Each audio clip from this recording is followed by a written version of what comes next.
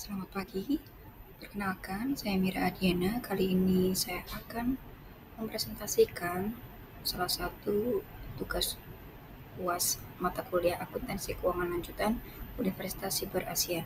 Kali ini saya akan membahas tentang topik transfer antar perusahaan khususnya untuk aset tidak lancar. Nah, apa itu transfer antar perusahaan? Jadi, transfer antar perusahaan itu adalah transaksi antara perusahaan induk dengan anak perusahaannya atau antar anak perusahaan atau dalam bahasa Inggris bisa disebut intra-group transaction. Nah, transaksi ini bisa berupa penjualan aset, penyediaan jasa, pinjaman, atau transfer aset tidak lancar. Namun dalam pembahasan ini saya akan berfokus pada transfer aset tidak lancar. Nanti dalam konteks konsolidasi, laba atau rugi dari transfer ini tidak boleh diakui karena belum direalisasi secara eksternal. Apa itu aset tidak lancar? Jadi aset tidak lancar itu adalah aset yang dimiliki perusahaan untuk digunakan dalam jangka waktu yang panjang, biasanya lebih dari 1 tahun, dan ditujukan tidak untuk kegiatan bisnis pada umumnya. Contohnya apa? Bisa peralatan atau mesin, terus bangunan, tanah, dan juga kendaraan. Nah, bagaimana sih perlakuan akuntansi atas transfer aset tidak lancar ini? Jadi perlakuannya nanti itu memerlukan penyesuaian khusus dalam penyusunan laporan keuangan konsolidasinya. Tujuannya apa? Adalah untuk menghilangkan dampak transaksi internal yang belum terrealisasi kepada pihak eksternal. Nah, secara individu, maksudnya secara masing-masing perusahaan, mereka akan mencatat transaksinya seperti biasa, baik itu penjualan atau pembelian. Jadi untuk entitas penjual akan mengakui pendapatan penjualan aset dan keuntungan atau kerugian dari penjualan aset tersebut. Nah, untuk entitas pembelinya akan mencatat aset tetap berdasarkan harga perolehan baru atau harga transfernya dan melakukan penyusutan berdasarkan nilai transfer tersebut. Nah, tapi di dalam laporan keuangan konsolidasi karena tidak terjadi transaksi dengan pihak keluar, maka keuntungan atau penjualan belum terrealisasi secara grup. Aset tercatat bisa menjadi overstatement atau terlalu tinggi nilainya. Kemudian beban penyusutan juga bisa menjadi salah saji karena dihitung dari nilai transfer, bukan nilai awal aset tersebut. Nah, perlakuan akuntansi pada konsolidasinya sebagai berikut. Jadi agar laporan konsolidasinya mencerminkan kondisi ekonomi grup secara benar, maka perlu dilakukan beberapa hal.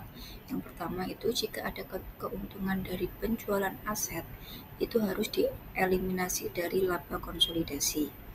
Kemudian, aset tidak lancar yang berpindah antar perusahaan grup harus dikembalikan ke nilai buku awal sebelum terjadinya transfer. Kemudian yang ketiga adalah beban depresiasi atas aset tersebut harus dihitung kembali berdasarkan nilai buku awal, bukan berdasarkan harga transfernya. Kemudian jika perusahaan pembeli mencatat depresiasi lebih besar karena nilai belinya lebih tinggi, maka kelebihan beban depresiasi juga harus dilakukan koreksi. Nah, ini contoh soalnya begini. Pada tanggal 1 Januari 2024, PT Anak menjual bangunan kepada PT Induk seharga 500 juta. Nilai buku bangunan tersebut yang di pembukuan PT Anak adalah sebesar 400 juta. Bangunan tersebut memiliki sisa umur 5 tahun dan disusutkan dengan metode garis lurus tanpa nilai residu. Hingga akhir tahun 2024, bangunan tersebut masih digunakan oleh PT Induk dan belum dijual ke pihak luar. Lalu pertanyaannya, berapa laba yang tidak terrealisasi dan harus dieliminasi? Yang kedua, berapa penyesuaian depresiasi yang perlu dilakukan? Nah, yang ketiga adalah membuat jurnal eliminasi konsolidasi tahun 2024. Oke, kita bahas. Yang pertama adalah laba tidak terrealisasi. Untuk menghitungnya yaitu dengan mengurangi harga jual dikurangi dengan nilai buku. Harga jualnya tadi kan 500 juta dikurangi dengan 400 juta sehingga laba tidak terrealisasinya adalah sebesar 100 juta. Kemudian penyesuaian depresiasinya bagaimana? Jadi kita hitung dulu depresiasi berdasarkan harga jual. Berdasarkan harga jual, depresiasinya adalah 500 juta dibagi 5 tahun. Karena 500 juta kan tadi harga transfernya. Jadi 100 juta. Kemudian depresiasi yang seharusnya, jadi memakai nilai buku awal yaitu 400 juta dibagi 5 tahun jadi 80 juta. Selisihnya ada kelebihan depresiasinya yaitu dikurangkan 100 juta dikurangi 80 juta jadi 20 juta.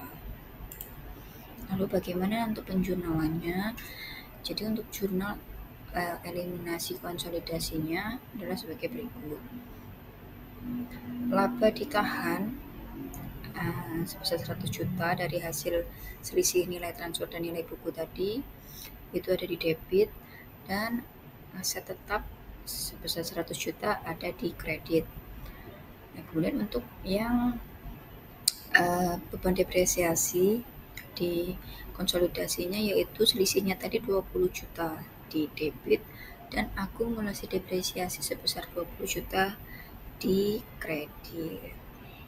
Seperti itu. Nah, dari beberapa penjelasan tadi dapat kita simpulkan yang pertama bahwa transfer aset tidak lancar antar perusahaan itu harus dieliminasi dalam konsolidasi, dalam laporan konsolidasi. Kemudian yang kedua adalah laba dari transfer dianggap belum direalisasi. Dan yang ketiga adalah nilai aset dikoreksi, penyusutan disesuaikan.